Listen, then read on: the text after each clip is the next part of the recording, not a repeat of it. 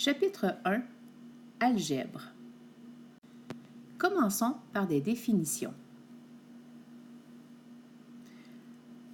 La première définition, celle d'expression algébrique.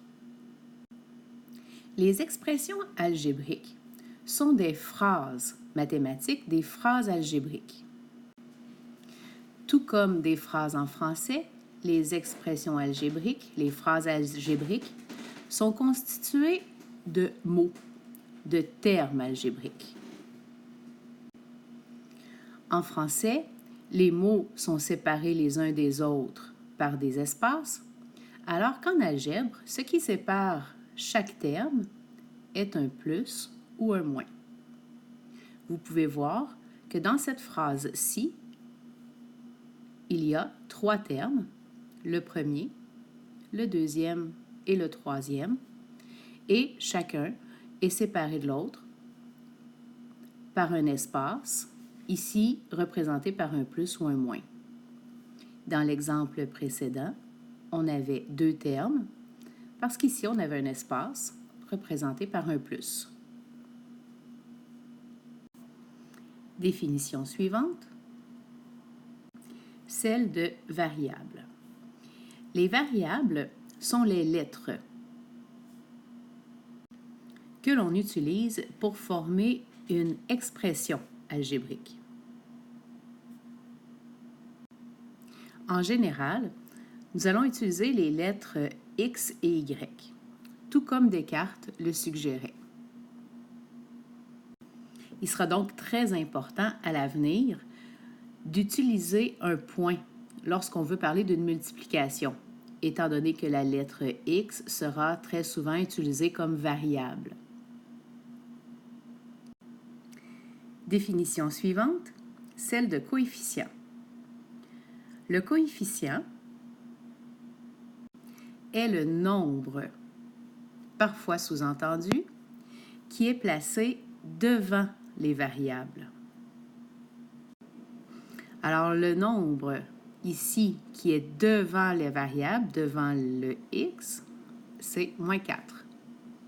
Le nombre devant la variable, plus 2. Le nombre devant ces variables, il n'y en a pas. Alors, s'il n'y en a pas, c'est qu'il y a un 1 sous-entendu. Dans le premier exemple, les coefficients sont donc moins 4 et 2. Dans le deuxième exemple, le coefficient est 1.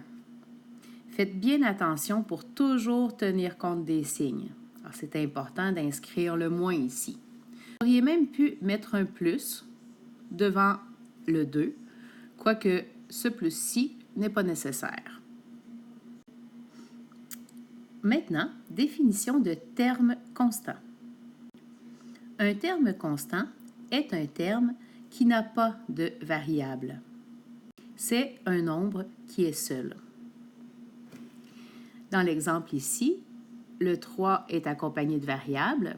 En fait, il est même devant les variables, c'est un coefficient, alors que le moins 2 n'a pas de variable. Le moins 2 est un terme constant. Je vous répète l'importance de faire attention aux signes ici aussi. Le moins est essentiel.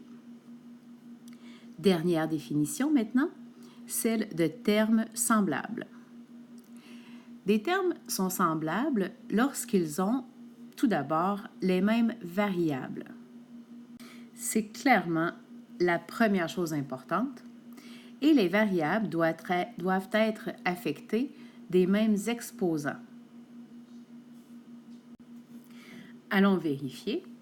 Dans le premier exemple, le premier terme ainsi que le deuxième ont les mêmes variables, y et x, et les variables sont affectées des mêmes exposants. Ici, x carré, ici, x carré. Ici, y sans exposant.